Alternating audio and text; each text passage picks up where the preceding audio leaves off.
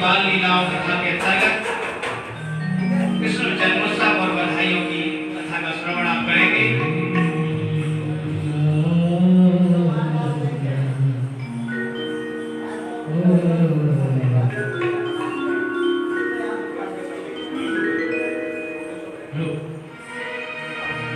तुम्हें दिल में बसा तो लूं, तुम्हें अपना बना तो लूं, दीदार जरूरी है, दीदार जरूरी है। तुम्हें दिल में बसा तो लूं, तुम्हें दिल में बसा तो लूं, दीदार जरूरी है, दीदार जरूरी है। वो तुम्हें अपना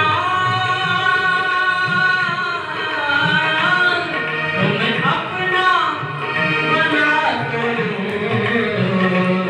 ये प्यार जरूरी है, ये प्यार जरूरी है।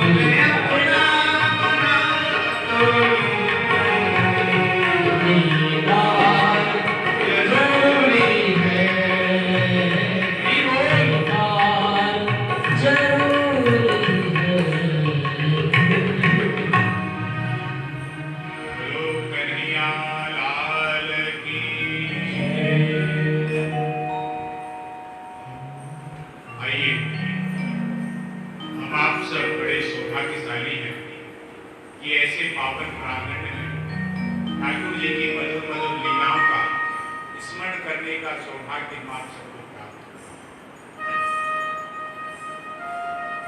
आज इस पावन ग्रंथधारा के चतुर्थ एवं विश्राम दिवस में इस सत्र का ये विश्राम दिवस है, इसमें हम आप सब प्रवेश करें। चाहे सत्संग एक दिन का हो, चाहे एक महीने का एक दिन विश्राम दिवस आते हैं, ठाकुर जी के प्रागट्य की लीला का आज हम आप सब स्मरण करेंगे।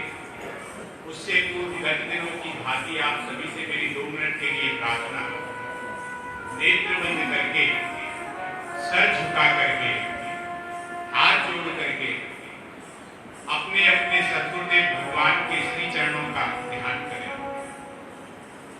उन चरणों को मन ही मन सुंदर से सुंदर, निर्मल से निर्मल जल से धोएं और अपने अंग वस्त्र से पहुंचे। हल्दी, चंदन, कुमकुम इत्यादि उन श्री चरणों पर लगाएं, अक्षत छोड़ें और जो हमें सुंदर से सुंदर पुष्प लगता हो वह पुष्प उन श्री चरणों पर चढ़ाएं। चंपा, चमेली, गुलाब इत्यादि जो पुष्प आपको सुंदर लगता हो वह पुष्प श्री चरणों पर चढ़ाएं, धूप दिखाएं, दीप दिखाएं और प्रार्थना करें कि हे सद्गुरुदेव भगवान, यह केवल और केवल आपके चरणों की कृपा है, हम इसके पात्र नहीं है कि ऐसे कई काल में ऐसी पावन रस धारा का पान कर सके। प्रभु आपसे प्रार्थना है कि आप ऐसी करुणा कृपा जीवन पर्यंत हम पर योगी बनाए रखें, ऐसी कृपा अखंड मंडलाकारं व्याप्तं येन चराचरं तत्पदं दर्शितं येन तस्मै श्री गुरुवे नमः।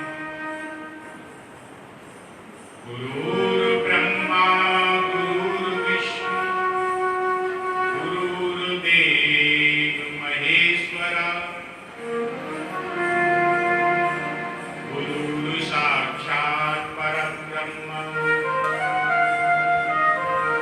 तस्मै श्री गुरुवे नमः। आइए गुरुदेव के चरणों की वंदना के बाद में गोविंद की वंदना और गोविंद की वंदना करें। वंशी विभूषित करा नवनीरदाभा पीतांबरा तरुण बिंदु फलाभिरुषा मेघ सुंदर मुखधर बिंदु नेत्रा कृष्णात् परं किमपि तत्त्वमहं न जाने। भक्ता विलासा चरितानुसारी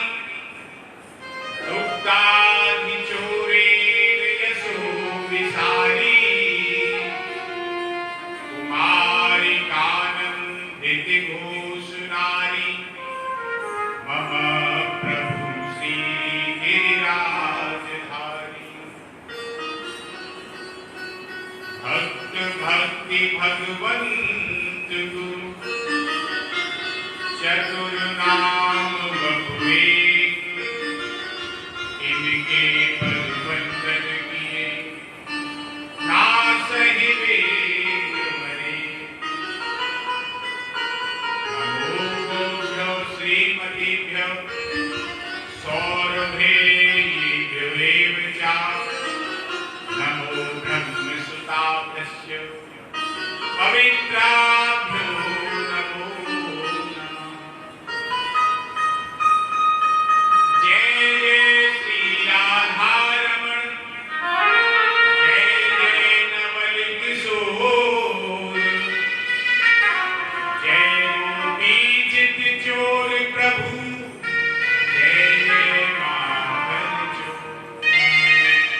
चोर कन्हैया लाल की जय। आइए हम मधुराज मधुर ठाकुर जी की मधुर मधुर वंदना करते हैं।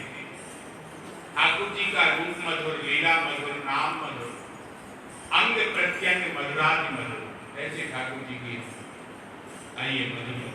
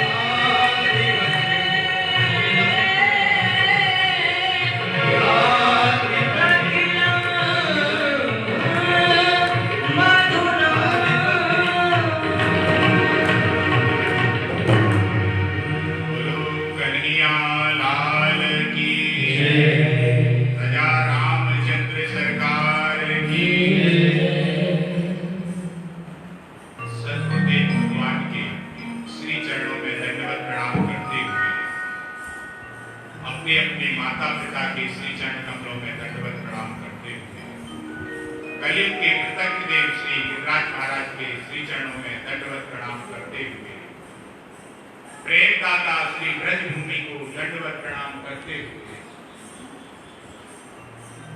इस स्थान के कृतज्ञ देव श्री राम जी महाराज के चरणों में दंडवत प्रणाम करते हुए,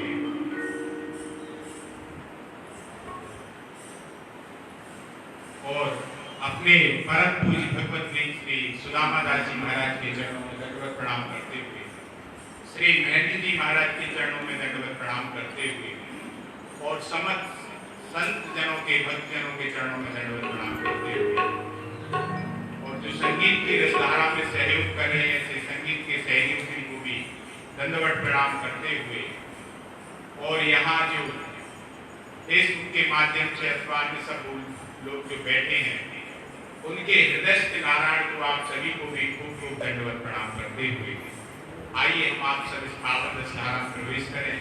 उससे पूर्व केवल 2 मिनट के लिए नाम संकीर्तन, फिर ठाकुर जी जैसी रामचंद्र जी मति देंगे, उन्हीं की कृपा से उन्हीं की लीला का गुणगान हम आप सब करेंगे। कृष्ण गोविंद गोविंद गोपाल नंदलाल, कृष्ण गोविंद गोविंद हे गोपाल नंदलाल, गोविंद गोविंद हे गोपाल नंदलाल, कृष्ण गोविंद गोविंद हे गोपाल नंदलाल, कृष्ण गोविंद गोविंद गोपाल नंदलाल, कृष्ण गोविंद गोविंद हे गोपाल नंदलाल, कृष्ण गोविंद गोविंद हे गोपाल नंदलाल, कृष्ण गोविंद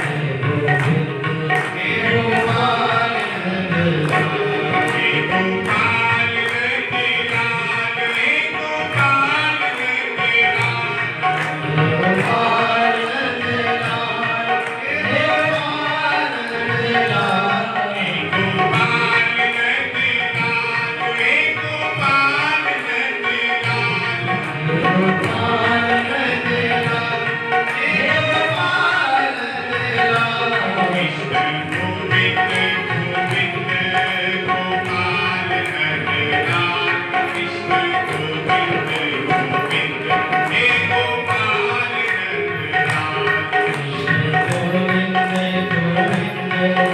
हे गोपाल नंदलाल, हे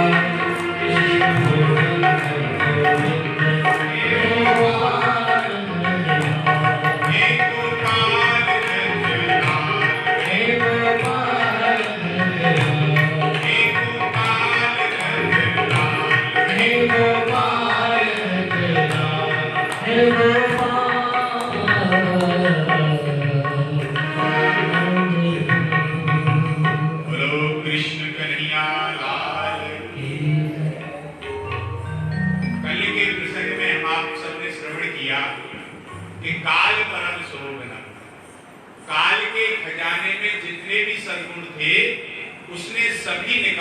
ठाकुर जी के आगमन की उत्साह में एक साथ सभी निकाल दिए। जो विपरीत ऋतुओं में ऋतुएं अपने समय समय पे आती हैं और भिन्न भिन्न ऋतुओं में भिन्न भिन्न प्रकृति की खिलती है, लेकिन सब एक समय पे निकालती है महाराज। ऐसा हम आपने समय श्रवण किया। जितने भी उपादान कारण थे काल के, काल हो, दिशाएं हो, पृथ्वी हो, जल हो, वायु हो, अग्नि हो और मन, सब प्रसन्न हो गए। सारी प्रकृति का एक एक अंग अंग रोमांचित हो गया, सब प्रसन्न हुए। क्यों? कि उनके पति आ रहे, प्रकृति के पुरुषोत्तम, प्रकृति पुरुषोत्तम आ रहे, सब प्रसन्न हो गए महाराज। भगवान से मिलने के लिए जो मन है, जिसको बड़ा क्रूर और निर्दयी कहते हैं, इसका दमन करो, आज वह मन सुमन हो गया महाराज। खिल उठा मन ठाकुर जी के आगमन की खुशी में। अब कहते हैं बात आई समय की। समय की बात आई तो महाराज जो आज चल रहा है भाद्र मास था। भाद्र का मतलब भद्र, भद्र से था कल्याण करने वाला। तो ये कल्याण करने वाला मास महाराज जी भद्र मास आ गया। कृष्ण पक्ष तो स्वयं ठाकुर जी से संबंधित है, कृष्ण पक्ष आ गया। अष्टमी तिथि जो बिल्कुल मध्य में होती है, अष्टमी तिथि पखवाड़ा होता है 15 दिन का, 7 दिन इधर 7 दिन मध्य में जो अष्टमी तिथि होती है महाराज जी, संधि स्थल जो है तिथियों का अष्टमी, वह तिथि आ गई, अष्टमी तिथि आ गई। रात्रि का समय जो योगियों को बड़ा प्रिय होता है, रात्रि का समय, उस समय भगवान के आविर्भाव का अर्थ है कि अज्ञान के घोर अंधकार में ज्ञान का दिव्य प्रकाश हो गया, ऐसे समझो दिशा में रात्रि में ठाकुर जी का अवतरण है, जो योगियों को बड़ा प्रिय होता है। क्योंकि निशाना चंद्रमा के वंश में ठाकुर जी प्रकट हो रहे हैं, अवतार ले रहे हैं, इसलिए चंद्रमा के मध्य भाग में ही अष्टमी को अवतीर्ण हुए और अर्धरात्रि को अवतीर्ण हुए। भगवान ने विचार किया कि हमारे पिताजी तो कंस की जेल में है वसुदेव जी, तो हमारा जातक कर्म तो हो नहीं पाएगा, कैसे हो पाएगा जातक कर्म, तो इसलिए मध्य रात्रि में आए। जब मध्य रात्रि में चंद्रमा समुद्र में से अमृत लेकर के आकर के और अपनी किरणों के द्वारा वर्षा करते हैं, तो उस अमृत की किरणों से हमारा जातक संस्कार हो जाएगा। ठाकुर जी ने इस प्रकार से विचार किया। तो यह 8 बातें हुई महाराज जी, इन 8 बातों को लेकर के, और साधु संतों का तो मन महाराज पहले ही प्रसन्न हो गया था ठाकुर जी के हाथ से। साधुओं का मन जो है असुर द्रोही है, अर्थात आसुरी भावना से रहे थे साधुओं का मन। ऐसा नहीं है कि असुरों के कोई वो दुश्मन हो, लेकिन उनके हृदय में आसुरी भावना नहीं रहती है। इसी प्रकार प्रसन्न हो गए साधु भी महाराज। अब आकाश में धुंधिमियां बजने लगी।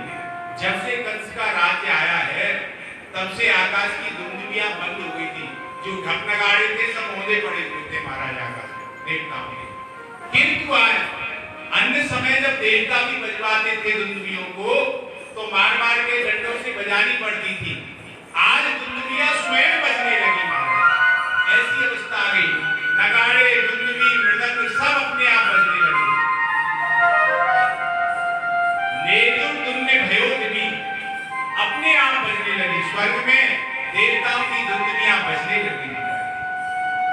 भगवान के आविर्भाव का अवसर आ रहा है, और तब ये किन्नर गंधर्व नृत्यक जो है, अन्य समय तो ये इंद्र के दरबार में नृत्य करते थे, नाचते थे, तो इन्होंने सोचा कि हम स्वर्ग के विषयों के लिए नृत्य करते हैं। आज हमारे ठाकुर जी का आविर्भाव हो रहा है, तो इनसे किसी ने नृत्य करने के लिए कहा नहीं, किंतु इनका स्वयं का हृदय अपने आप भीतर से नाच उठा। आज गंधर्व किन्नर सब नृत्य करने लगे महाराज, ऐसी अवस्था हो गई। भगवान की मंदिर में स्तुति करने लगे, गाने लगे। आज मधुर स्वर के कंठ से स्फुरित हो रहे हैं, ठाकुर जी की स्तुति गा रहे हैं। अब रही विद्याधरियां, अप्सराएं, वह भी महाराज देवताओं के सामने नृत्य करती थी, किंतु आज उन्हें पता चला कि प्रभु का आविर्भाव हुआ है, प्रागट होने वाला है, तो उनका भी मन में नाच उठा अप्सराओं का, और वह भी महाराज नाचने लगी, नृत्य करने लगी, खूब महाराज नृत्य करने। अब बारी आई देवताओं की। तो जब देवताओं की बारी आई, तो देवता अभी तो आपके सामने कल चर्चा हुई, गर्भस्थ भगवान की स्तुति करके वापस आए। तो वह तो वहां से अभी जब गर्भस्थ प्रभु की स्तुति करके आए, तो उन्होंने कहा क्या करें हम, हमारे प्रभु का आविर्भाव होने वाला है। तो देवताओं ने भिन्न भिन्न प्रकार के अनेकों फूलों के ढेर लगा लिए कि हम अब हमारे प्रभु पर पुष्प वर्षा करेंगे, इस प्रकार की अवस्था। और सारे संत भी, नारद जी, सनकादि इत्यादि सब देवताओं के साथ मिलकर के भिन्न भिन्न फूलों के जो कोमल कोमल कलियां हैं, उनके ढेर को एकत्रित हो गए कि हम हमारे प्रभु पर पुष्प वर्षा करके अपने आप को धन्य करेंगे। अब यहाँ आकाश की धुंधमी, गंधर्व, किन्नर और विद्याधरियां ये नाच करके प्रभु का उपकार नहीं करें, इनके हृदय की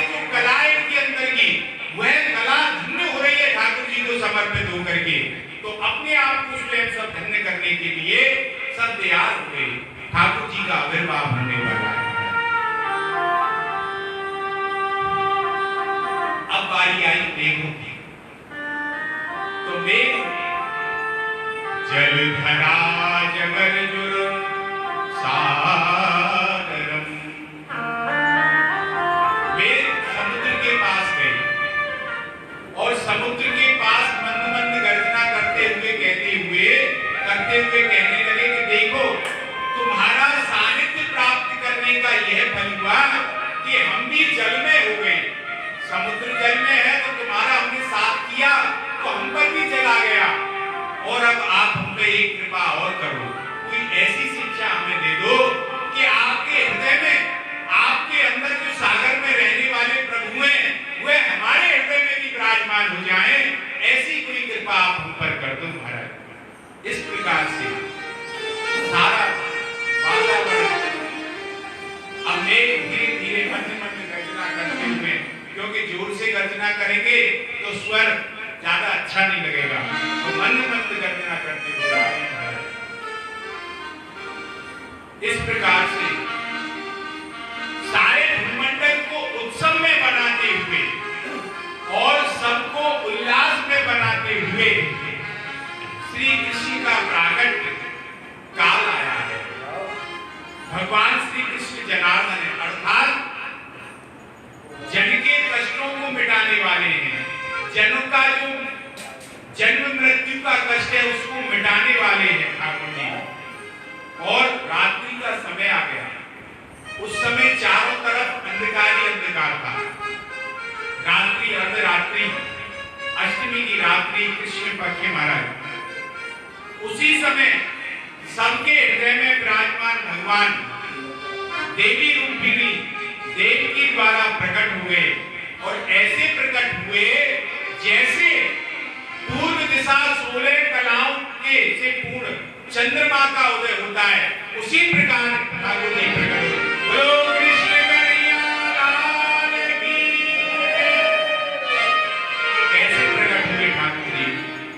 जैसे पूर्व दिशा धारण करती है, निशीथे तमद्भुते जायमाने जनार्दने देवक्यां देवरूपिण्यां विष्णुसर्वविभासया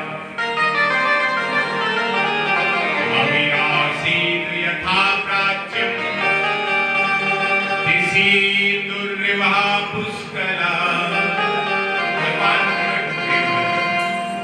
अजन्मा का जन्म नहीं, जन्म लेने वाली कहते हैं भगवान का जन्म हमारे आपके जैसा नहीं होता है। अजन्मा ठाकुर जी कृपा करके स्वयं प्रकट हुए। यहीं पर यह बात सिद्ध होती है कि भगवान का गर्भ में आना, भगवान का जन्म लेना हम लोग जैसा नहीं है। भगवान का जन्म हम जैसा नहीं है। कैसे प्रकट हुए, क्या रूप था ठाकुर जी का, यह सुखदेव जी बताते हैं कैसे रूप में प्रकट हुए। तमद्भुतं बालकं भुजीक्षणं चतुर्भुजं शंखगदायुधायुधं श्रीवत्सलक्ष्यं कलिकौस्तुभिकौस्तुभं पीताम्बरं साम्रपयोधसो अथेनमस्तोदबुधार्य पुरुषं परं नाथं कृताञ्जलि स्वरोचिषा भारत सूतिकाग्रं विरञ्चोऽयन्तः गतभिः प्रभावति। तमद्भुत बालकम, यहाँ पे सुखदेव जी कह रहे हैं अद्भुत बालक प्रकट हुआ सुखदेव जी के सामने। अद्भुत शब्द क्यों प्रयोग किया गया है? क्योंकि जब साधारण बालक पैदा होता है तो वह रोता हुआ आता है, यहाँ ठाकुर जी मुस्कुराते हुए प्रकट हुए हैं। साधारण बालक का जन्म होता है तो वह नेत्र बंद करके आता है, यहाँ ठाकुर जी के नेत्र चंचल है चारों तरफ है महाराज। साधारण बालक का जन्म होता है तो 2 हाथ होते हैं, या ठाकुर जी के 4 हाथ है महाराज। साधारण बालक आता है तो निर्वस्त्र आता है, या ठाकुर जी पीताम्बर धारण करके आए और चारों भुजाओं में शंख चक्र गदा पद्म धारण किए हुए हैं। तो तो अद्भुत बालक ठाकुर जी को कहा गया है।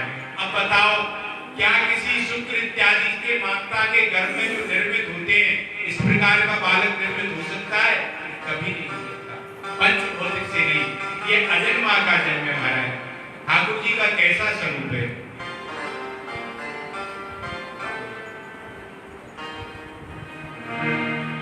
नील श्याम अद्भुत तेजो में, नील श्याम अद्भुत तेजो में, बालक कमल नयन भुज चार, बालक कमल नयन भुज चार, चक्र गदा दक्षिण कर शोभित, सदा दक्षिण कर शोभित, नाभ संत पंकज नीहार, नाभ संत पंकज नीहार, नाभ संत पंकज नीहार, नाभ संत पंकज नीहार, कौस्तुभ मणि श्री मस्त वक्ष पर, कौस्तुभ मणि श्री मस्त वक्ष पर, उर में रत्न कुसुम के हार, उर में रत्न कुसुम के हार, अति सुंदर पीतांबर कट में, सुंदर पीतांबर कट के, कर घनिमण में शोभा सार, कर घनिमण में शोभा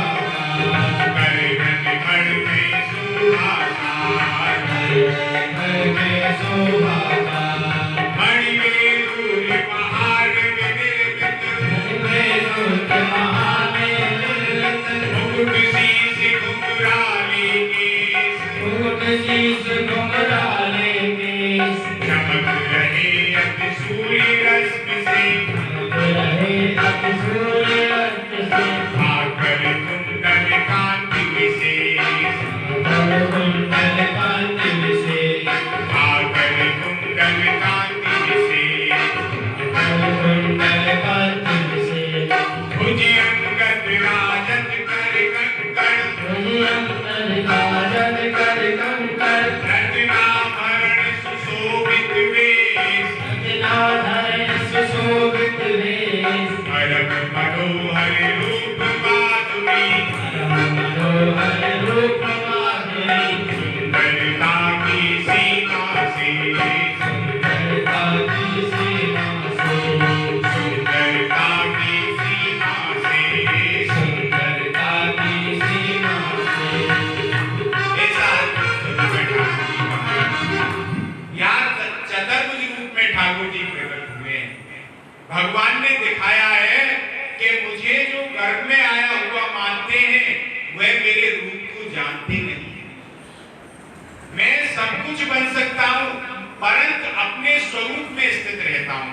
जो भी ठाकुर जी बन रहे हैं, स्वयं ही बन रहे हैं महाराज। भगवान यहाँ पर बालक पीछे बने, पहले छोटे से चतुर्भुज रूप में ठाकुर जी का प्राकट हुआ है महाराज। इनके नेत्र कमल के समान है, अंबुजांखें हैं, और कमल में जो कोमलता है, विशालता है, वही ठाकुर जी के रूप में कोमलता है महाराज। विशाल विशाल नेत्र हैं, जो मन को लुभा लेते हैं ऐसे महाराज। और भगवान की चार भुजाएं, उनमें शंख चक्र गदा पद्म धारण किए हुए। वसुदेव जी के मन में आया कि मैंने भगवान के पार्षदों का वर्णन सुना है, उनका भी ऐसा ही स्वरूप होता है, चार भुजा होती है, पीतांबर धारण करते हैं। यह कहीं भगवान के पार्षद तो नहीं है, किंतु तुरंत जब उनकी दृष्टि पड़ी, किंतु पार्षदों के वक्ष पर श्रीवत्स जी का चिन्ह नहीं होता है, और पार्षद जी के जो पार्षद होते हैं, उनकी कौस्तुभ मणि नहीं होती है। और यहाँ देखा, अरे इनके तो वक्ष पर श्रीवत्स जी का चिन्ह है और कौस्तुभ मणि धारण करी हुई है, ये तो साक्षात नारायण है, परम परमेश्वर में। भगवान का शरीर कैसा है, दिव्य वर्ण कैसा है, ये वर्षाकालीन मेघ के समान ठाकुर जी का वर्ण है भैया। रामचरितमानस जी में आया है कि भगवान श्री कृष्ण का, राम जी का बहुत जगह के वर्णन आया है कि नील सरोरु नील मणि नील नील धर श्याम। ये चार चीज बताइए ठाकुर जी का स्वरूप कैसा है। नीलधर, नीलधर का मतलब है रसमयता। ठाकुर जी के स्वरूप में रसमयता है। और सरोरु, सरोरु का तात्पर्य कोमल। तो ठाकुर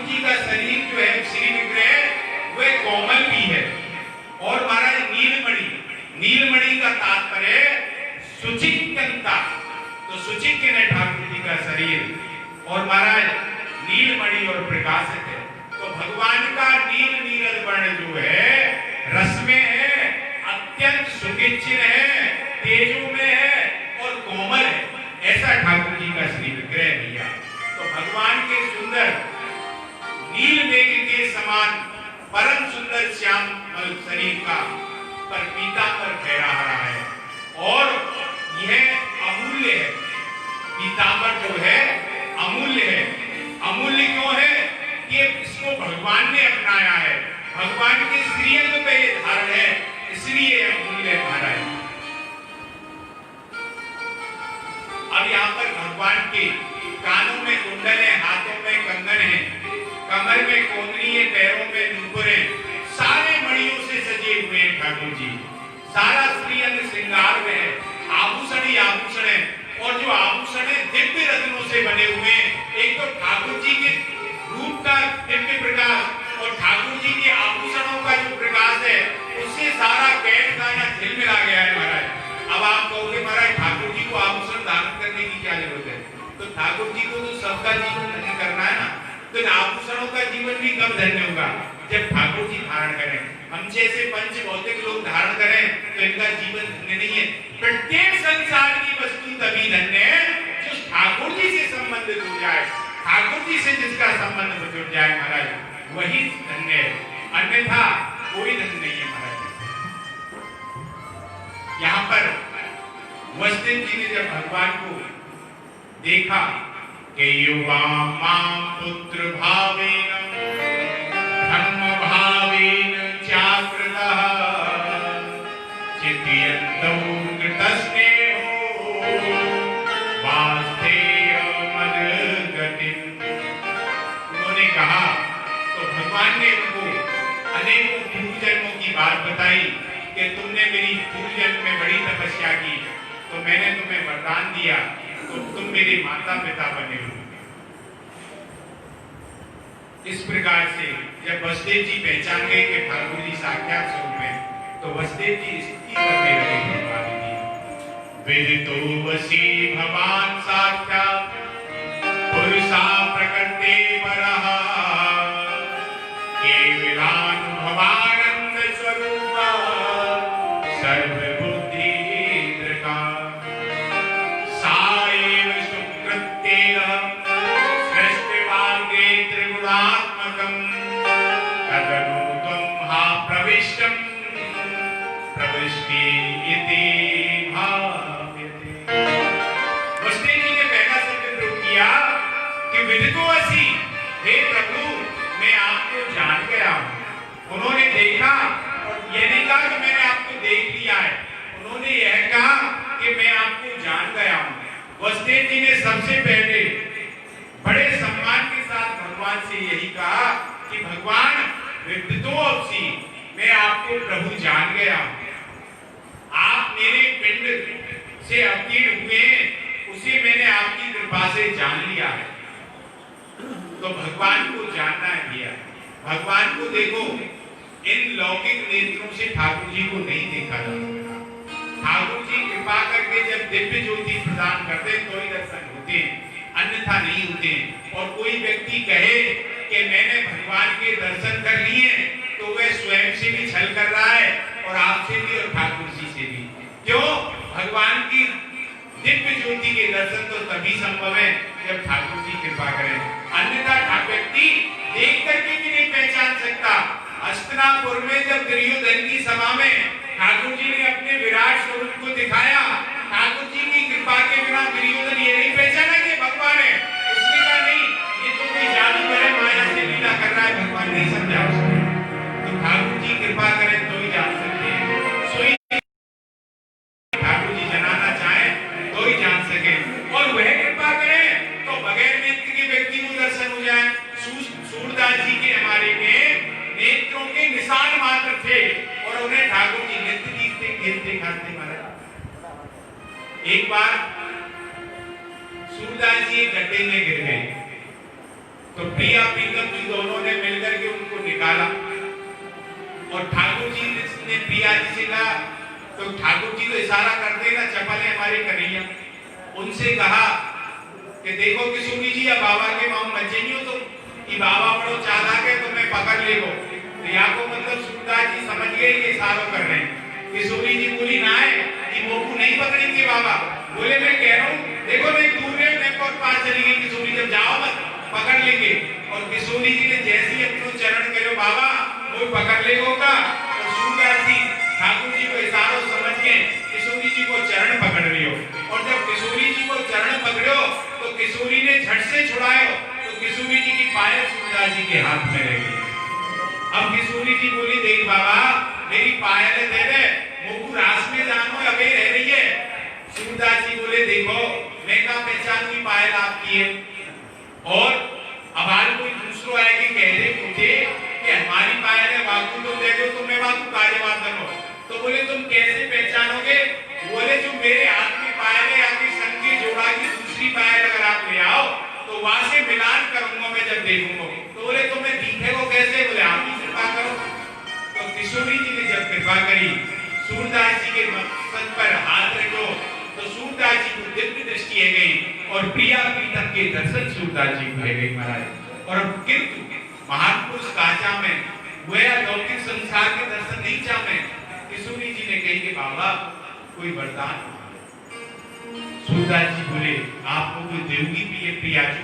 बोले हाँ बाबा, आपको कोई चीज ऐसी नहीं है जो नहीं दे जा सके, आप मानो से। तो हे प्यारी जी मेरी आपसे केवल एक प्रार्थना है। क्या प्रार्थना है?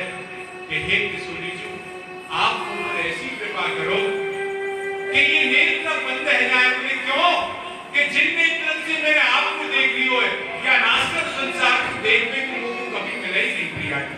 आप ऐसी कृपा करो मुझसे, दोनों प्रिया प्रीतम जो भाव में बरोगे धन्य बाबा। ये मैं आपको कैसे कहूँ? सूरदास जी बोले आपने मुझे वचन दिए हो तो मुझे देना पड़े हो। तो भैया कहने को तात्पर्य जब ठाकुर जी कृपा करें तो जाके नेत्र ने ये वाकु भी अपनो दर्शन कराए हैं, और उनकी कृपा के बिना ठाकुर जी को दर्शन नहीं आ सके। तो यहाँ सुखदेव जी ने कही प्रभु मैं आपको जान गए हूँ। बड़ी सुंदर उन्होंने सुखदेव जी ने स्तुति करी है महाराज ठाकुर जी की। अगर सुखदेव जी स्तुति कर रहे तो देवकी मैया घबराए। देवकी मैया बोली जल्दी करो महाराज मेरे भैया नहीं आ जाए। कन्हैया बोले माता जी अभी तो देखो हमारे हाथ में सब हथियार हैं, अभी तुम्हारा भैया कछु नहीं बिगाड़ सके। जब हम बालक स्वरूप में आ जाए तब तुम कछु सोचियो। तो माता देव जी को भी ढाढ़स बन गए, हिम्मत बन गई। तो उन्होंने कही प्रभु हंसकर माता देव की बोली हे प्रभु आप। माता देवकी ने भी बड़ी सुंदर स्तुति करी, एक ही करी है ये मृत्यु रूपी जो नागिन है, मृत्यु रूपी नागिन प्रत्येक प्राणी के पीछे पड़ी हुई है। यह काल को छोड़े नहीं है। कब तक नहीं छोड़े? जब तक जीव भागतो आपके चरण कमल की सुगंध छाया को आश्रय ग्रहण नहीं कर ले तब तक यह मृत्यु रूपी नागिन काल को छोड़े नहीं है महाराज। मृत्यु मृत्यु व्यार भीत पलायन लोकान सर्वानिर्वैनाद्य गच्छत त्वत्पादाब्जं प्राप्यं यत्र च्छात्र स्वस्थ सेते मृत्युनिस्मादपेते। मृत्यु भयंकर रोग है महाराज। इस सब भय से अपने से डरा तो रही तो भवरोग से कैसे बचो जाए? भवरोग से तभी बचो जाए जब धन्वंतरी भगवान की कृपा है जाए। और धन्वंतरी भगवान कौन है? जिनको जल से प्रादुर्भाव हो। आपके चरण से जो निकले धन्वंतरी भगवान, तो आपके चरण की शरण जब तक जीव को नहीं मिले तो वह या माया से दूर नहीं रह सके महाराज।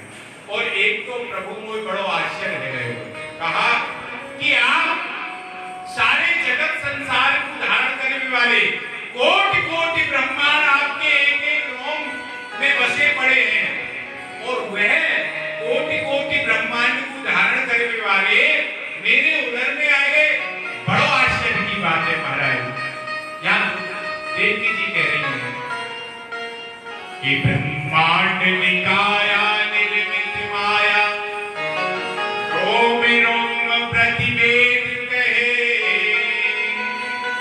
सोमम उर्वासी यह उपहासी सुनत धीर मति थे। हे प्रभु मोय बड़ो आश्चर्य है रहे हो। ऐसा करके जब देवकी जी ने कही तो यहाँ पर महाराज भगवान ने देखी कि माता जब ज्यादा कर रही है तो ठाकुर जी ने कही अब आप एक काम करो, मैं जब आपके साधारण बालक के रूप में प्रकट हो जाऊं तो आप एक काम करियो कि गोकुल ले जाए करके गोकुल में छोड़े जब आप पे डर लग रहे हो, और गोकुल में जो कन्या ने जन्म लिया वाकु आप यहाँ ले महाराज। तो वसुदेव जी ने कही ठीक है प्रभु जैसी आप आज्ञा करोगे। तो ठाकुर जी तुरंत बाल स्वरूप साधारण बालक को रूप धारण करके माता देवकी की गोद में प्रकट हो गए। बोलो कृष्ण कन्हैया लाल की। और जब माता देवकी की गोद में प्रकट हो गए तो यहाँ ठाकुर जी रोए नहीं। क्यों? बोले राम अवतार में जब हम रोए तो दास दासी सब बधाई लेकर के आए, और यहाँ रोए तो मामा डंडा लठिया लेके आ जाए वो भैया। यहाँ हमारे रोए नहीं, बिल्कुल चुप रहे ठाकुर जी महाराज। बबू प्राकृत शिशु बन के आए और कृष्णु बबू शांत रहे, एकदम बोले नहीं महाराज। ऐसी स्थिति है। अब ठाकुर जी को धारण करके वसुदेव जी ने सूट में धारण करो, विचार करो कि हाथन में हथकड़ी है, पैरन में बेड़ी है, और ये द्वार बंद है, सामने पहरेदार है, कैसे हम यहाँ से चलेंगे। और जैसे ही धारण करो ठाकुर जी को अपने सर पे, तो तुरंत हाथन की हथकड़ी खुल गई, पैरन की बेड़ी खुल गई। और महाराज हाथ पैरन की जब बेड़ी खुल गई तो द्वार खुल गए, और द्वार खुल गए तो जितने भी पहरेदार सब सो गए। बोलो संत महाराज की जय, सतगुरुदेव भगवान की। तो वसुदेव जी ने भगवान को धारण कर लिया। यादव महाराज एक आध्यात्मिक महत्व ये है कि जब जीव को ब्रह्म से संबंध स्थापित हो जाए तो बाकी जितनी भी जीवन में अज्ञान रूपी ग्रंथि है सब खुल जाए। जितने बाकी बंधन है काय सांसारिक बंधन है माया के, तो वे सभी बंधन खुल जाए।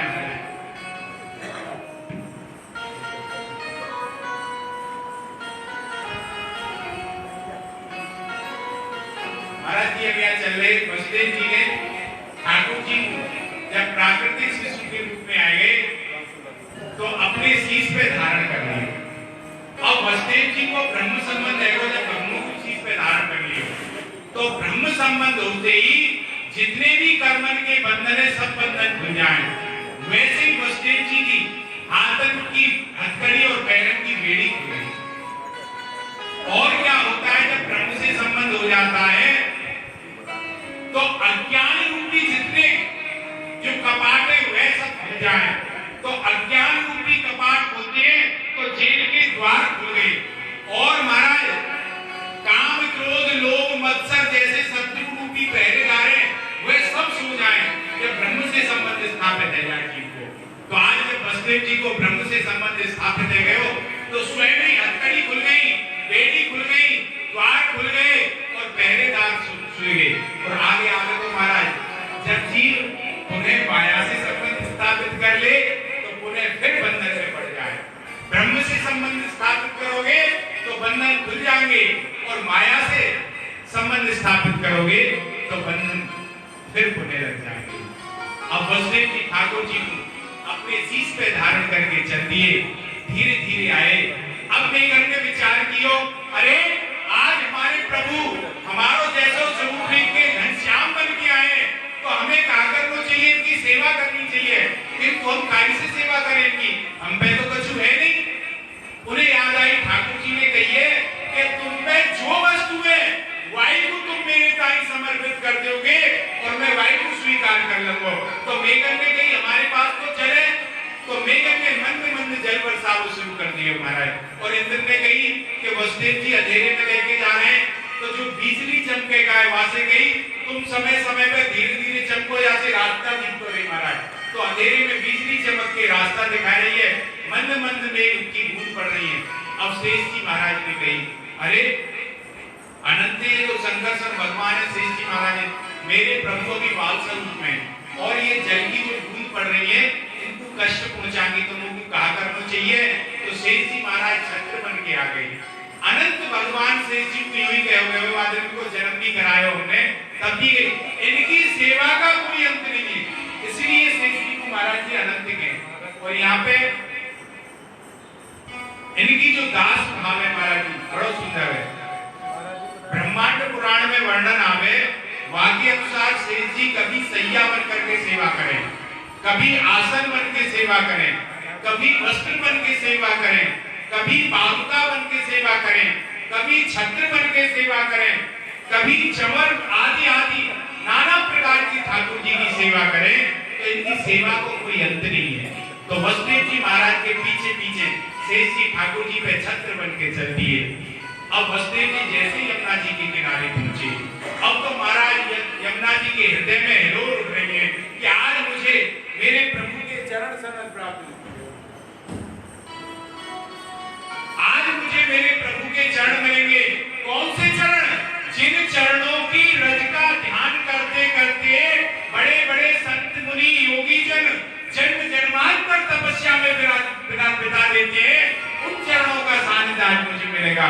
तो यमुना जी के हृदय में हिलोरें उठ रही और ऐसी तीव्र उठ रही, जब यमुना जी का हृदय रोमांचित हो गया तो उनके नेत्रों से ऐसे प्रेमाश्रु बहे कि यमुना जी में बाढ़ आ गई महाराज जी, ऐसी स्थिति आ गई। और जब वसुदेव जी यमुना जी के किनारे पहुंचे तो बोले कैसे करेंगे, तो यमुना जी तो बड़ी रोतनी में हो रही है और हमें जाना भी है और समय से ही वापस आना है, अन्यथा सुबह हो गई तो कंस पता नहीं क्या कर दे, कारागार में वापस आना है। तो उधर जब यमुना जी को देखा, हिम्मत करके जैसे ही प्रवेश किया, ठाकुर जी ने कही देवी जी को चरण छूने की मची हुई है और ससुर जी बिल्कुल टूटने की तैयारी में हो जाएंगे, क्या करें।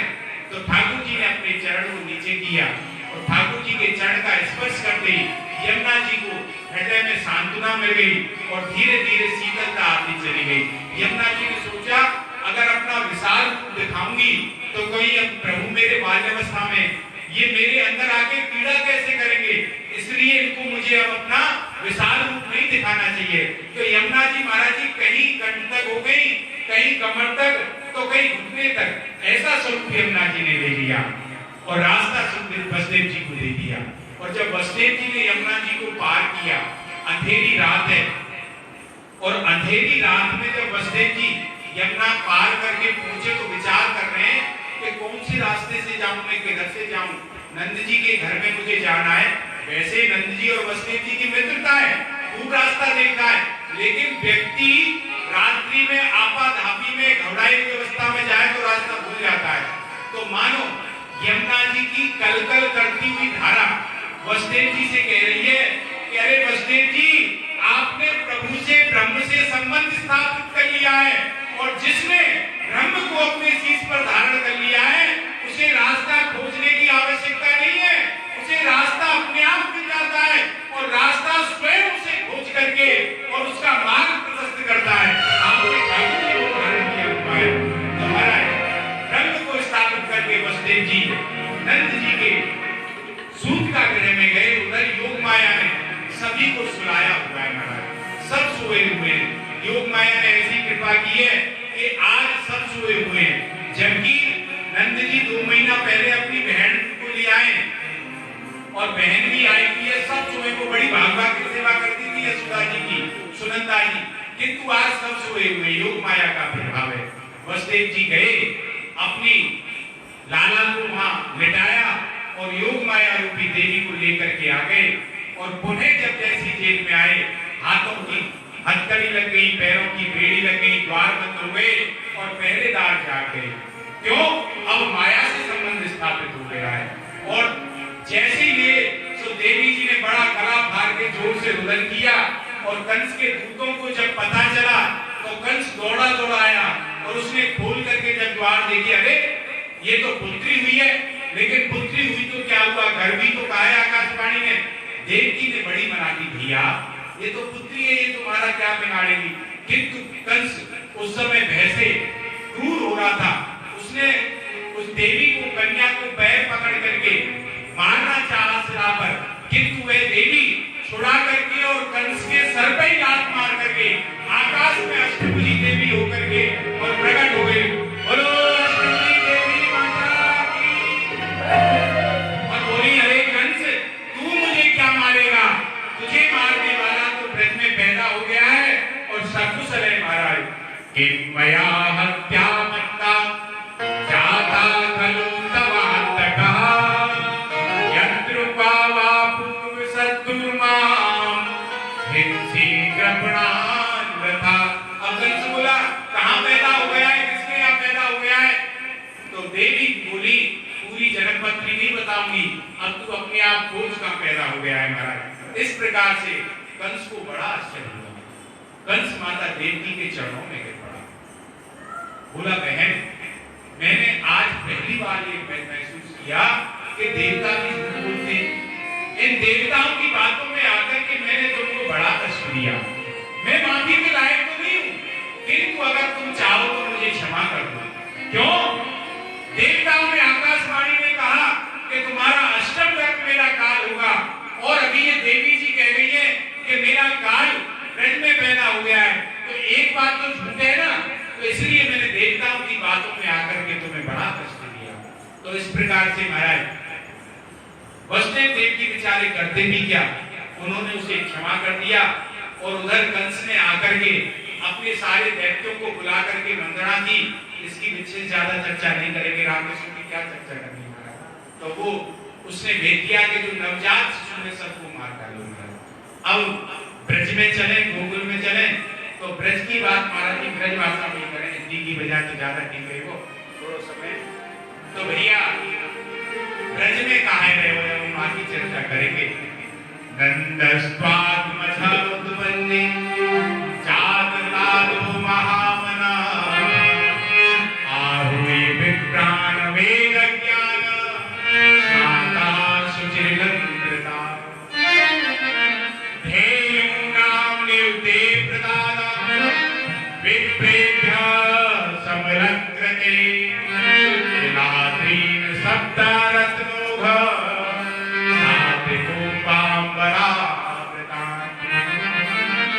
सुखदेव जी कहते हैं, अब तक सुखदेव जी परीक्षित का संबंध था वसुदेव जी से, यादवों से, क्योंकि उसके दादा की अर्जुन की मामा के बेटा थे भगवान श्री कृष्ण। तो उन्होंने अब तक वसुदेव जी के वसुदेवात्मज की कथा सुनाई, किंतु सुखदेव जी तो प्रेम में परिपूर्ण ऐश्वर्यपूर्ण ठाकुर जी की कथा सुनाई। अब यहाँ पे नंदत्वात्मज उत्पन्न, तो सुखदेव जी अब नंदत्वात्मज की कथा सुना रहे हैं। यहाँ पे सुखदेव जी ने कही है नंदत्वात्मज उत्पन्न, नंद के आत्मज उत्पन्न भय, आत्मा ही जायते पुत्र के अनुसार यह आत्मा जो स्वयं अपने पुत्र के रूप में बनता है, वाक्य आत्मज है। तो यहाँ सुखदेव जी ने यह नहीं कही कि वसुदेव के बेटा आए, यह शब्द प्रयोग नहीं किया है। यहाँ सुखदेव जी ने स्पष्ट कही है नंदस्वात्म उत्पन्न, नंद के लाला हुए। भगवान वसुदेव देव जी के यहाँ जब जेल में ठाकुर जी को अवतार भयो, प्रागट भयो, वही समय नंद जी के यहाँ भी ठाकुर जी को प्रागट भयो। और जब एक बड़ी सुंदर कथा है महाराज, नंद बाबा बूढ़े है गए पर कोई संतान नहीं गई, छोरा नहीं है। तो उपनंद आदि ने कहा करो पुत्रेष्टि यज्ञ करवा। और जब पुत्रेष्टि यज्ञ कराने लगे, बड़ो पांडाल बनायो, हवन कुंड बनाए, वेदक ब्राह्मण बुलवाए और सबरे यज्ञ करने लगे, आहुति करने लगी। वास्तव में पे कहा गयो कि नंद बाबा अपने भीतर कोठे में आए करके और उदास है के पलंग पर लेटे हुए। यशोदा जी ने देखी, अरे बहर कहाँ गए। यशोदा जी आई भीतर और बिन्ने आए के पूछी, बहर कहाँ गए हो, कैसे उदास हो आप, बाहर पुत्रेष्टि यज्ञ कह रहे हो और आप यहाँ भीतर कोठे में आए के पड़े हुए हो। कहा आपको पुत्र की इच्छा नहीं है, और अगर आपको पुत्र की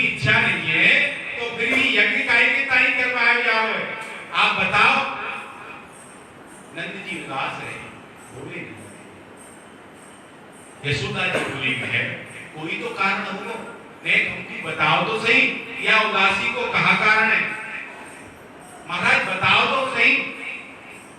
तो नंद जी बोले, यशोदा बात ऐसी है कि काऊ को बता ही नहीं कर सकता,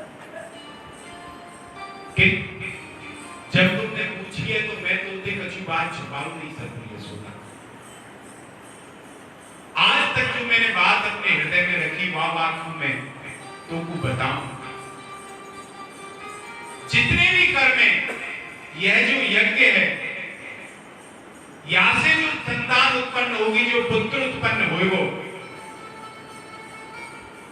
वह मेरी कल्पना में जो पुत्र है वह जैसा पुत्र नहीं। हमारे मन में जैसे पुत्र की कल्पना है वैसा पुत्र यह नहीं होगी। क्यों? काऊ सत्कर्म की, काऊ यज्ञ की, काऊ अनुष्ठान की ऐसी सामर्थ्य नहीं है जो हमारी कल्पना में पुत्र है वह पुत्र को दे सके, ऐसी हमारी इच्छा है तो नहीं पूरा कर सके। इस जायते हम या पुत्र की जो यज्ञ से प्राप्त हो ऐसे पुत्र की इच्छा नहीं करें, या पुत्र से हमारा मनोरथ पूरा नहीं हो, हमारे मन में आयो ऐसा पुत्र हो तो अलग बात ही। तब यशोदा मैया बोली, महाराज फिर वह बात तो बताओ, आप कैसे पुत्र की चाह कर रहे हो। यह प्रकार बड़ी सुंदर बात उन्होंने बताई है महाराज जी। नंद बाबा कह रहे हैं, यशोदा जा प्रकार को पुत्र हमारे मन में है वह अत्यंत अपूर्व, साधारण नहीं है। काऊ की यज्ञ की सामर्थ्य नहीं है कि वह प्रकार को पुत्र हमको दे सके। हे यशोदे, मैं अपनी बात तुमको बताऊं, सोते जागते खाते पीते उठते बैठते मेरे हृदय में निरंतर वायु को चिंतन रहे, मेरी आंखों के सामने वह निरंतर नाचते रहे, उसी के लिए मैं व्याकुल हूं। और वह पुत्र के सौंदर्य में मेरो नित्य हृदय आलोकित जो वाको सौंदर्य वहां ने मेरो हृदय हल्ली हो। वो शंका है यशोदा, कहीं या यज्ञ से प्राप्त पुत्र है के बाद में वह मेरे हृदय को कल्पना को जो अलौकिक पुत्र है वह गायब नहीं है जाए, हमको छोड़ के नहीं चले जाए कर रहे हैं। और काऊ अनुष्ठान की सामर्थ्य नहीं, वह अविनाशी को मेरे सामने प्रकट करने वाला है। तो इसीलिए मेरे मन में इन नासपात पुत्र की कोई अभिलाषा नहीं है। आपको कैसा पुत्र चाहिए यशोदा जी? तब नंद बाबा यशोदा से बोले, देख यशोदा, यज्ञ कर्मन को फल हुए चंचला, नाश है विवाद, जितने भी कर्म है वे सब नाश है विवाद। और मेरी कल्पना को जो पुत्र है वह अविनाशी है, वह चल नहीं है, वह अचल है। सत्यम परम सत्य तो हमेशा रहे, वह हमेशा स्थापित रहे। त्रिसत्यम जो हमने कल कही ना, जब देवता ने स्तुति करी तो त्रिसत्यम हमेशा रहे विवाह हुए। मेरी कल्पना को फल है स्वर्ग नरक, और काऊ कर्म के द्वारा वह नहीं पैदा है। यशोदा जी बोली कि कैसे मालूम है नंद जी, मुझे वह एक दिन स्वप्न में दिखे, और मैंने पुराण में भगवान विष्णु के रूप सौंदर्य को पढ़ो है, और अनेक संत महात्मा से मुनि जनन से भी भगवान विष्णु के रूप सौंदर्य के बारे में मैंने सुनो है। किंतु विष्णु भगवान को सौंदर्य भी व मेरे कल्पना के पुत्र के सौंदर्य के सामने कछु नहीं है, कुछ नहीं है। जाते वह पुत्र को मैं रात दिन चिंतन करते रहूंगा। यशोदा, यशोदा मैया ने पूछी कि वह पुत्र को कैसो सौंदर्य है, उस पुत्र के बारे में कछु तो मुझको बताओ। तो नंद जी बोले, यशोदा मैं वाके बारे में बता, क्यों कि जब भी वाकों में चिंतन करूं तो वो मेरे हृदय भाव से भर जाए और मेरी वाणी उठे जाए, मैं वाके बारे में कछु कह नहीं सकूं। उन्हें आग्रह जब यशोदा जी ने कहो, मेहर कछु तो बताओ मेरी नाई, तुम्हारी पीड़ा है, तुम मोते नहीं बांटोगे तो कौन से बांटोगे। जब उन्हें जब यशोदा जी ने कही तो नंद जी श्यामस्य चञ्चाल चारु दीर्घनयनो बालस्तवाङ्कस्थले दुग्धोद्गारे पर्योधारे स्फुटमसो क्रीडनमयालोक्यते स्वप्नस्तः किं जागरः किमथ निश्चीयते सत्यं ब्रूहि धर्मेणि स्मृति किं सोऽयं तवाभ्यन्तरे। नंद जी कह रहे हैं वाक और रूप तो नहीं मैं बता सकती वैसे सुधा तेरी ताई, पर थोड़ा सो मैं वाको इशारों कर सकूं तो वाके बड़े बड़े चंचल और विशाल नेत्र हैं और उनकी नेत्र की विशालता कानन तक फैली हुई है, इतने विशाल नेत्र वाके और दिव्यांग दिव्य नीलमणि सत्र श्यामल वर्ण है। ऐसो एक बालक तुम्हारी गोद में मैं देखूं और तुम्हारी गोद में तुम्हारे वात्सल्य रूपी स्तन को वह पान करतो रे और वाकु देख करके मैं अपने आप को अपनी दे गई की भान हो जाऊंगा यशोदा, ऐसो वो बालक है। अब नंद जी बोले यशोदा से यशोदा का तू भी कर ऐसो प्रतीत भयो है कबू का तेने भी कबू ऐसो देखो है।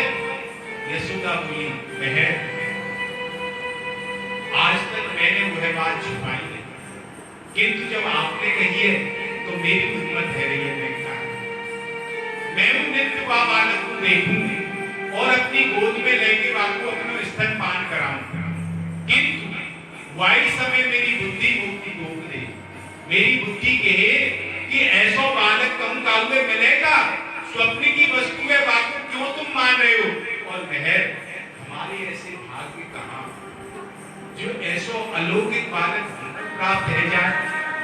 मेरी बुद्धि ने मुझसे कही कि या प्रकार की वासना तू त्याग दे यशोदा, तो मैंने वह बात काउंटी नहीं गई, ऐसा बालक प्राप्त है वो संभव नहीं है। किंतु जब मैंने आज आपकी बात सुनी तो मैं अपने आप को रोक नहीं पाई, तो मैंने आपसे यह बात कह दी है मालिक, नित्य निरंतर ऐसे ही बालक को मैं देखती रहूंगी। ब्रजराज ने कही कि मेरी बुद्धि भी यशोदा यही कहे कि कहीं ऐसे बालक हमें मिल जाए, ऐसे हमारे भाग्य का या वासना को त्याग दे, ऐसो बालक कहीं उत्पन्न हो तो होगा, परंतु कहा करूं यशोदा वह रूप ने वाके सौंदर्य ने मेरी बुद्धि को हर लियो, मैं चाहूं तो वाको त्याग नहीं कर सकूं, ऐसी स्थिति है गई। अब नंद जी नारायण के सेवक हैं, नंद जी ने कही अब नारायण ही चाहे हम पे कृपा करें तो वाकी वासना हमारे हृदय में से जाए, नहीं तो हमारे बस की नहीं है। तो याद आई यशोदा में बैठे हुए, तो वही समय जब दोनों नंद यशोदा जी ने नारायण को स्मरण करो तो नारायण प्रकट है गए और नारायण ने प्रकट है करके कही कि तुम द्वादश व्रत करो। नारायण ने आज्ञा करी, द्वादश व्रत जब 1 वर्ष तक करो यशोदा जी ने, तो फिर भगवान पुनः प्रकट हुए और असली उन्हें कही कि तुम चिंता मत करो, दोनों को उनको दिखाइए कि तुम लोग मेरे भक्तों मुझसे अनुरक्त हो, अब तो तुम छोड़ दो। असली के जो कुसुम के समान श्यामल वर्ण विश्व बालक को अपने बालक बनाने की जो तुम्हारी इच्छा है वो जरूर पूरी होगी। तुम द्रोण धराओ, वह समय पे भी मैंने तुमको वरदान दे दियो, तुम तो मेरे नित्य माता पिता हो, तो तुम चिंता मत करो, तुमको वही की प्राप्ति होगी, वही पुत्र तुमको मिलेगा। ऐसो कह करके भगवान उनका ध्यान है गए। तो यशोदा नंद जी को ढाढ़स बंधो, किंतु उनने यह नहीं समझी कि भगवान ही आएंगे, उन्हें यह समझी महाराज जी कि कोई भगवान के सौंदर्य से भी अति सौंदर्य वाला बालक हमारे यहाँ उत्पन्न होगा, वह को हम पालन करेंगे। किंतु यहाँ ठाकुर जी स्वयं भगवान बन के आए, तो यहाँ को भाव यही है कि नंदस पालक में उत्पन्न नंदी के यहाँ भी लाला भयो, वाई समय वसुदेव जी के यहाँ लाला भयो और जब वसुदेव जी लाला को लेकर के आए तो उनने जब लाला धरे तो उन्हें अपने हाथ को लाला नहीं दी, क्यों? उनके हाथ को लाला यशोदा के यहाँ जो नंद को लाला भयो है वहां में समाये थे गयो और वो कन्या को लेकर के आ गई महाराज। वसुदेव जी के यहाँ ठाकुर जी ने प्रागट भयो है वो ऐश्वर्य में ठाकुर जी प्रागट हुए हैं, और नंद जी के यहाँ जो ठाकुर जी वही कहा है वो माधुर्य में ठाकुर जी प्रागट भयो है। और जब ठाकुर जी की बाल लीला होता है तो जब बाल लीला में जब व्यवधान आवे वह समय ऐश्वर्य शक्ति कभी कभी जागृत रह जाए महाराज जी। रामकृष्ण को मारनो, गोवर्धन धारण करनो तो वह रह जाए। और संतन ने कहिए जब अक्रूर जी लेके गए तो नंद को लाला तो ब्रज में व्याप्त है, वो कहीं नहीं गयो। वसुदेव जी को लाला मथुरा द्वारका गयो, नंद जी को लाला यही है, क्यों कि संतन ने कहिए वृंदावन परित्यज्य पादमेकम न गच्छति। भगवान कहे कि मैं वृंदावन छोड़ के एक पग भी वृंदावन से बाहर नहीं रख सकूं। तो महाराज नंदस पात्मजुत्पन्ने जात लादो महामना, नंद के बेटा पैदा भयो है। यह नहीं कहो कि वसुदेव जी को बेटा नंद के ना आयो तो भैया नंद के लाला भयो, जय कन्हैया लाल की हम करेंगे महाराज। तो ऐसो लाला भयो नंद जी के नाम। अब नंद जी के यहाँ लाला भयो सब सोए में गाँव को कुछ पतो नहीं है। और गाँव को कछो एक चीज और गई महाराज जी, महामना नंदस पात्म महामना। महामना कौन है? जाके मन में जगत बसे वो तो क्षुद्र मना, और जाके मन में जगतपति भगवान बसे वही महामना, या मारे महामना कहिए। और नंद के यहाँ लाला नहीं सागत आह्लाद भयो, आनंद भयो। कौन के यहाँ आनंद होगो? नंद के यहाँ। नंद कौन है? जो हमेशा सबको आनंद देवे वाले, सबको आनंद बांटने वाले, काऊ को जरा सा भी कष्ट नहीं सहन करें। सबको आनंद दे पावे तो नहीं दे पावे कोई बात नहीं है, किंतु काऊ को कष्ट तो दे ही नहीं। तो जो सबको आनंद बांटे वही के नाम महाराज आह्लाद आनंद रूप में प्रकट हुए। और यशोदा कौन? जो सबको यश चाहे, जो सबको यश चाहे, सबको आनंद बांटेंगे, उन्हीं के नंद को लाला आनंद रूप में प्रकट हुए महाराज। ऐसी महाराज अब ठाकुर जी के प्रेमी जो है महाराज जी, ठाकुर जी के प्रेम में अपनी दे गई की बात को सब भूल जाए, किंतु एक चीज मैंने याद है, हमारे प्रेमास्पद के तो कष्ट नहीं। प्रेमास्पद वो अपनी दे गई को भूल जाए, लेकिन प्रेमास्पद को समय पे खिलाना चाहिए, समय पे पिलाना चाहिए। ठाकुर जी को कष्ट में अगर यह भूल गए तो उनकी सेवा सच्ची नहीं है, तो आपको नहीं भूले। तो आज नंद जी ने स्नान करे और वेदक ब्राह्मण को बुलाए करके महाराज जात कर्म इत्यादि कराए, क्योंकि स्नान के बिना जात कर्म नहीं हो सके। और सुंदर श्रृंगार नंद जी ने धारण करे हुए, बढ़िया रेशम की धोती पहनी है, बगलबंदी पहनी है, आग लगी है, और खूब सीता में देख देख के बात को ठीक करोगे, टेढ़ी मेढ़ी तो नहीं रही है। और जात कर्म इत्यादि करने लगे। और जात कर्म करके महाराज 2 लाख भैया ब्राह्मण को दान करिए, सोने के सींग और चांदी के खुरंदे मड़ गए, और 7 तिलक के इत्यादि के पर्वत बना करके महाराज दान करें, नूतन वस्त्र पहने। अब यहाँ पे जो जात कर्म में संस्कार है, संस्कार से शुद्धि हुई महाराज। तो यहाँ हमारे जात कर्म संस्कार नंद जी ने अपने ताई नहीं कराए, लाला को भलो हुए जाके ताई कराए। नूतन जल से अशुद्ध भूमि की शुद्धि हुई, स्नान करने से शरीर की शुद्धि हुई, धोने से वस्त्र की शुद्धि हुई, और संस्कार से गर्भादि की शुद्धि हुई, तपस्या से इंद्रिय की शुद्धि हुई, यज्ञ करने से ब्राह्मण की शुद्धि हुई, दान से धन की शुद्धि हुई, और संतोष करने से मन की शुद्धि हुई महाराज। जो मन को शुद्ध करना चाहे वह संतोष करना चाहिए, धन को शुद्ध करना चाहे वह दान करना चाहिए, और चाहे ब्राह्मण है अपना ब्राह्मण को शुद्ध करना है वह यज्ञ करना चाहिए महाराज। और इंद्रिय को शुद्ध करने के ताई तप करना चाहिए, और गर्भादि को शुद्ध करने के ताई संस्कार करने चाहिए। यह तरीका के कहे महाराज। अब तो सबे ब्रज में जब चर्चा है कि कन्हैया नंद के लाला भयो, चारों में चर्चा है लगी, तो वहां महाराज पहले से ही जब यशोदा जी ने परम मंगल प्राप्त करो तो ब्रज की गोपी ने 16 गज के लहंगा इत्यादि बना के तैयार कर लिए पहले। सबने सजाए के तलिए सूत तक मागन बंदी जन सब आए थे महाराज, वे सब बड़ी बड़ी गाय। इधर तो वेदक ब्राह्मण स्वस्ति वाचन कर रहे हैं, उधर सूत लोग वो हुए जो पौराणिक कथा कहते हैं महाराज। हजारों हजारों लाखों सूत लोग कथा गाए हुए लगते हैं महाराज। और मागध वो हुए जो वंशावली सुनावे महाराज जी, और बंदी जन वो है जो स्तुति गान करेगा। तो सबने आए के अपनी अपनी स्तुति और वो सुनाए भी लगे। और इधर ब्रजमंडल में घर में आनंद छाए गए, कोई घर ऐसा नहीं रहे जहाँ में आनंद नहीं है।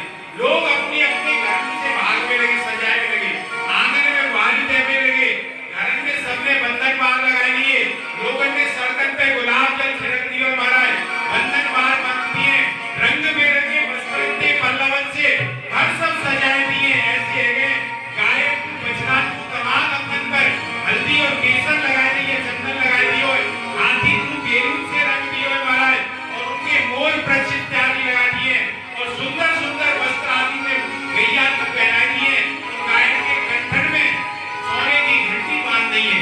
ऐसे करके तैयार रहती हैं। और जो स्त्री है उनने सुंदर सुंदर लहंगा पहने, ओढ़नी पहनी है, कंचकी पहनी है, सबने श्रृंगार करे, गले में महाराज दुमाला, सतमाला, पचमाला, हार, अमेर, कंठा सब धारण करिए, हाथ में चूड़ी, कड़े, कंगन इत्यादि सब पहन लिए, और नूपुर कमर में गंदनी पहन के जब चल रही है, और वृद्धन बड़ा सुंदर पगड़ी बांध के मगरबंदी पहनी है, बच्चन ने सजे। अब तो सब दौड़ पड़े, और जब ठाकुर जी की प्राप्ति के ताई जा रहे हैं, ठाकुर जी को स्पर्श करने के ताई जा रहे हैं, ठाकुर जी को दर्शन करने के ताई जा रहे हैं, तो वहाँ स्थिति ऐसी भई है कि स्त्री ने यह नहीं देखी कि हमारे सुसर बेटी बेटा पीछे रह गए, कोई एक गांव को बाहर नहीं है, सब दौड़े दौड़े भवन की तरफ चले जा रहे महाराज। और स्त्रियां हैं वह सब में पहले दौड़ करके नंद भवन की तरफ पहुंच गई, और जो पुरुष है बाहर ही रह गए। अभी नंद बाबा को दर्शन नहीं करे, नंद बाबा को स्त्री ने रोक दिया, नंद बाबा झरोखा में जाग रहे हैं, स्त्री अंदर की बोले, हे बाबा अभी बाहर ही है, यहाँ आज हमारा मेहरान को राज्य, आज अभी तेरे काम नहीं चलेगा, तू बाहर ही रहे हमसे महाराज। अब सब स्त्री ने नंद बाबा को रोक दी, और नंद बाबा बाहर ही खड़े हुए हैं। क्यों? महिला जो है करुणा स्वरूप है, ममता को स्वरूप है, तो ठाकुर जी के यहाँ निर्मल ममता और करुणा में पहले स्थान है। पुरुष थोड़े कठोरता को स्वरूप है, उनको बाद में स्थान है, तो पहले माता को स्थान मिले हुए। अब वहां पे और महिला आती, वहां से पहले काम है महाराज जी दाई आ गई। अब ठाकुर जी को प्रागट हुए तो हमारे यहाँ सबसे पहले प्रथा हुए नाल छेदन की।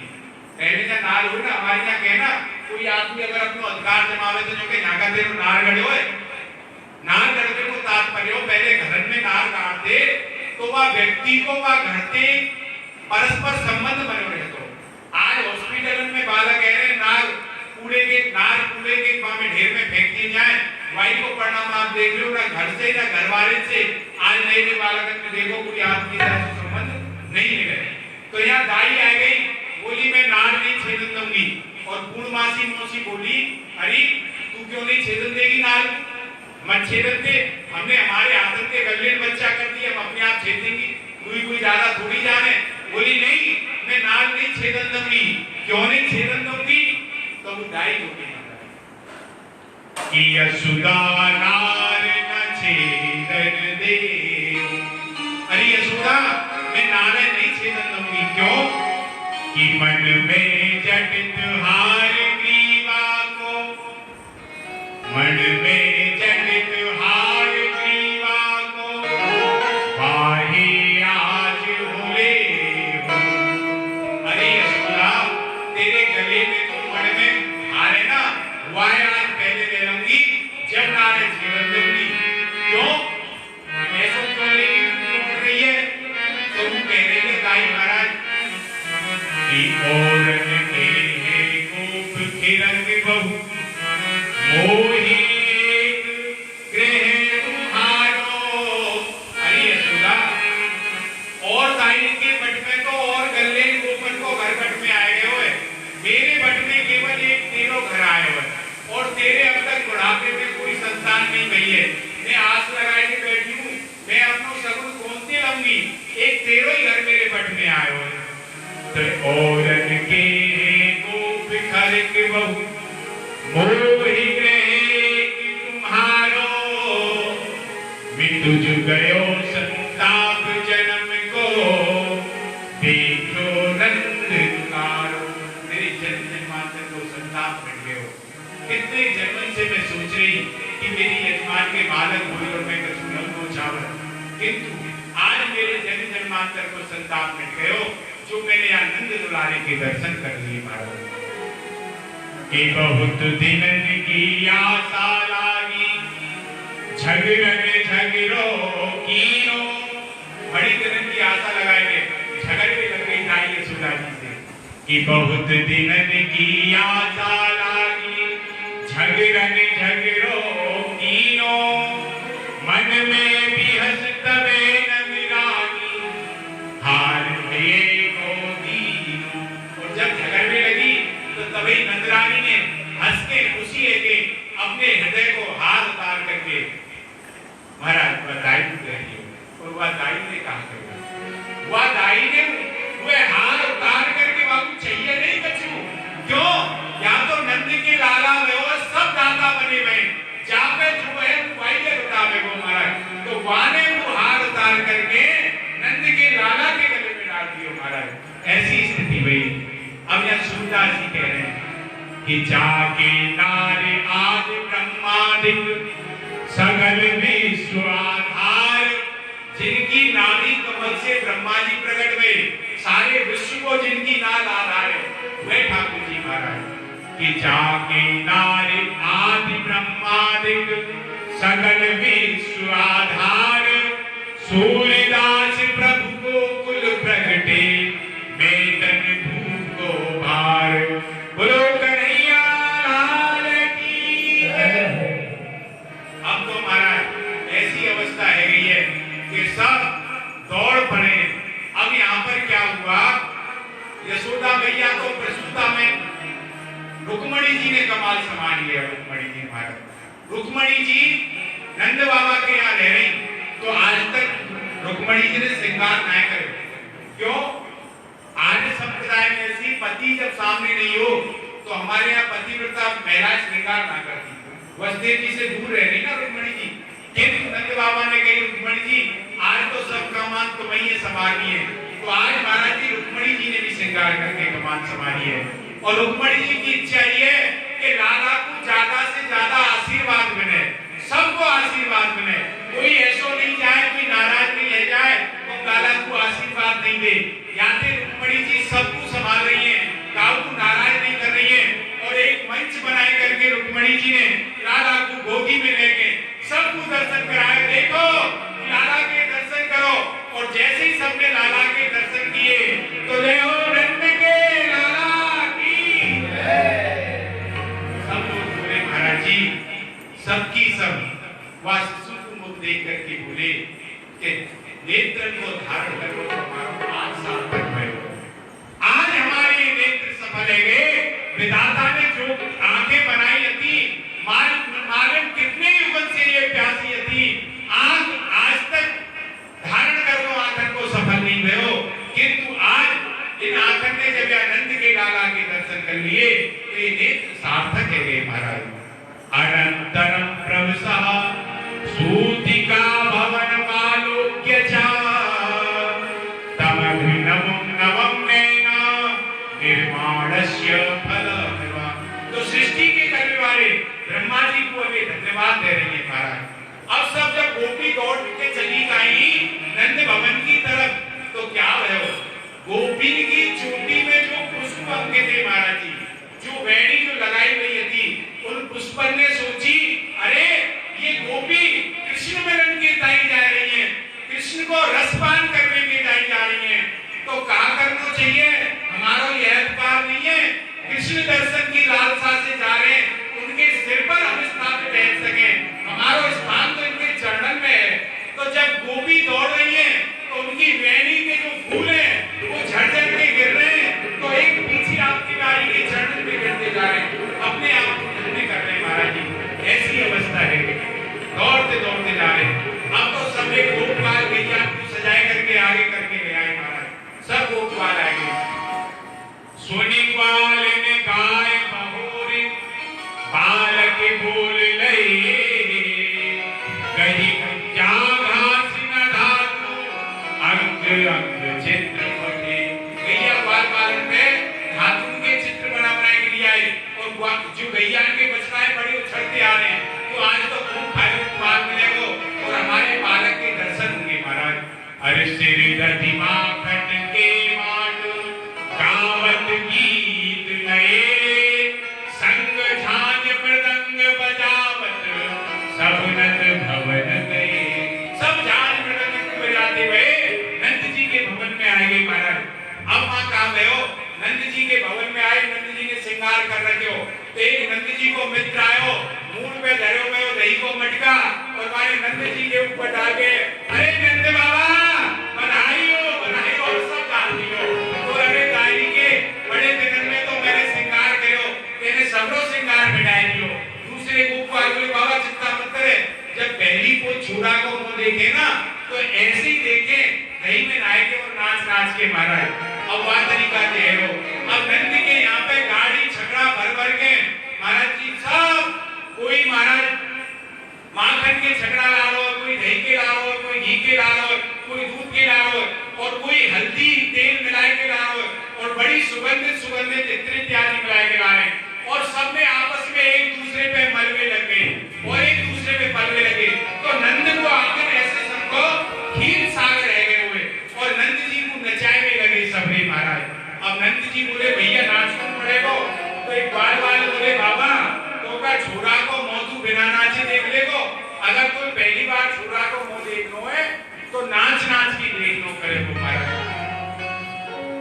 नंद जू बालन आ पकड़े कहीं लोगन नाचन को बिरसाए गोद भरे कसी भेंट चले तब नंद बाबा सबके मन भाए कि नाचत देख के नंद बाबा सब नाचत नाच मंगन छाए काहुन लादत नंद के ऊपर डार दियो सब लोग हसाए।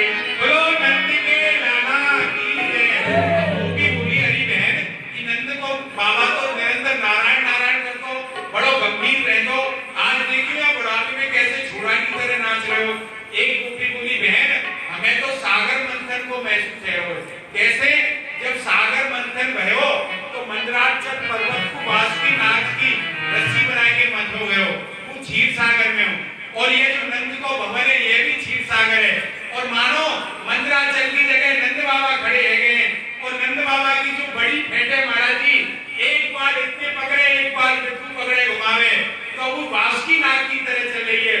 और जब समुद्र मंथन भयो तो मंदराचल ने रत्न निकाल के दिए। ऐसे ही आज नंद बाबा अनेकों रत्न हाथ श्रृंगार दान इत्यादि लुटा रहे, ले यहाँ ले जाओ और नंद बाबा ने इतना दान दियो कि सभी याचक अयाचक कर दिए महाराज। कोई याचक नहीं रहे हो, सब अयाचक रह गए, कोई मांगने वाला नहीं हो। उन पे बंदी जनन पे तो नहीं होए कि जो मिलोया लेके चले जाए, ऐसी अवस्था है गई। अब सब खूब नाच रहे गा रहे महाराज जी, कोई नहीं रहे। एक बोले अरे भैया तू कहां से आए हो? मैं तो एक नंबर के घर में जीते आया हूं। कहां लाए हो? देख चांदी के दर्पण लाए बर्तन लाए। अरे दादी के तू चांदी पे रह, तू कहां लाए हो? एक में सोने के लाए। कौन से थे? 5 नंबर के घर में जीते। वहां तुरंत चांदी के बर्तन वहां पड़ गए, 5 नंबर पे दौड़ो गए और दौड़ के आए। देख भैया तुम सोने के ले आए हो। देख में दूसरा है, तुम कहां लाए भैया? अरे देख हम सोने के बर्तन लाए। अरे दाई के तुम सोने के भी रह गए। देख में रत्न के जड़े धाग लाए। कहां से? ये 3 नंबर के दरवाजे पे सब इन सोने के बर्तन को माई पकड़ के चले गए। तो सारी समृद्धि लक्ष्मी रिद्धि सिद्धि आज सब व्रत में नृत्य कर रही है। लक्ष्मी ने आज महाराज सजा दी और इसको ऐसी अवस्था है गई है महाराज। अब समय में बुरी जा रही है, मन को माइक कर चलो जब तो ठाकुर जी करते को महाराज जी कर करेंगे समय में 1-2 बधाई लग जाए हमारे में तो क्या बताएं। तो सागर मंथन को ऐसा स्वरूप रहे हो महाराज जी। ठाकुर जी ने खूब लीला करी है। नंद बाबा के यहाँ जितने भी है गाय याचक सब अयाचक है गए। तो यहाँ पर स्थिति खूब ठाकुर जी ने लुटाए हुए। अब हम सब नंद की आनंद करेंगे। वहां से पहले एक बधाई सूरदास जी की हम गाए थे, फिर अन्य लोकल रचना की बधाई गाएंगे। कारण क्या है महाराज जी, हमसे आपने संदर्भ में कही चार रचनाकार के रचना करते समय हृदय में प्रिय जी को भाव है, तो वाकी रचना से हमारे हृदय में ठाकुर जी को भाव आई नहीं सकता। और जो महान पुरुषों ने रचना करी है वह रचना का पुरस्कार प्राप्त करने की ताई नहीं करी है, उनने तो ठाकुर जी लीला के जैसे दर्शन करें वही करें। और महाराज जी सूरदास जी को प्रथम बार जब महाप्रभु जी वल्लभाचार्य जी ने अपनी शरण लियो, तो वास्तव में पहली बार जो 18 श्लोकन में सुखदेव जी ने नंदोत्सव की व्याख्या करी है, यही के दर्शन भये ब्रज भयो महर के जब ये बात चली। बोलो भागवत भगवान। अरे हो एक बात नहीं सुन आई, हो एक बात नहीं सुन आई, हो एक बात नहीं सुन आई, हो एक बात नहीं सुन आई। मेरी यशोदा ढोका जायो, मेरी यशोदा ढोका जायो, मेरी यशोदा ढोका जायो, मेरी यशोदा ढोका जायो। आंगन बजत बधाई के हो एक बात नहीं, हो एक बात नहीं सुन आई, हो एक बात नहीं सुन आई, हो एक बात यारे नंद के लाला की है, बधाइयो बधाइयो।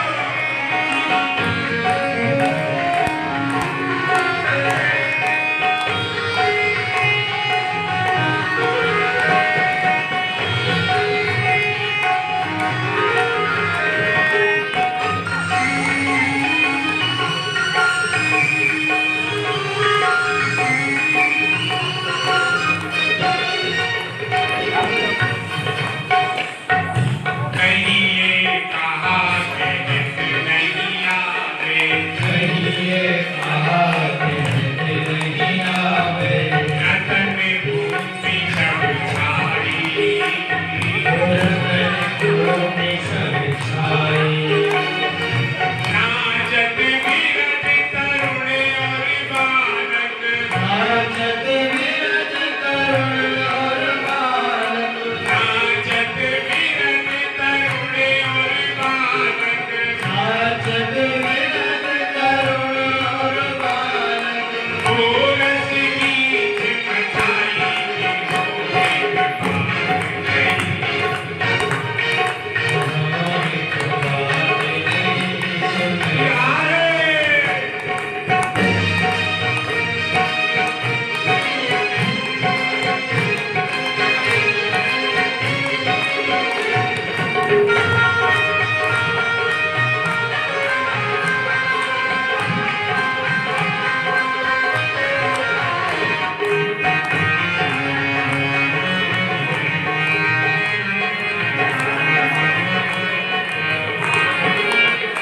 द्वारे भीतर वाले वाले, द्वारे भीतर वाले वाले।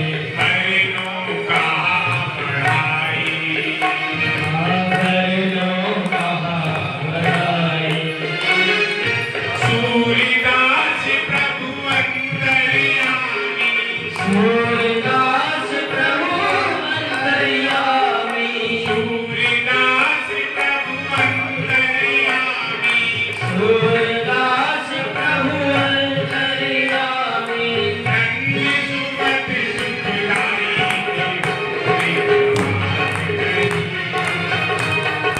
हो एक बात नहीं सुन आई, हो एक बात नहीं सुन आई, हो एक बात नहीं सुन आई। और महाराज जी नंद जी की बात सुन के बधाई नहीं जला देगा।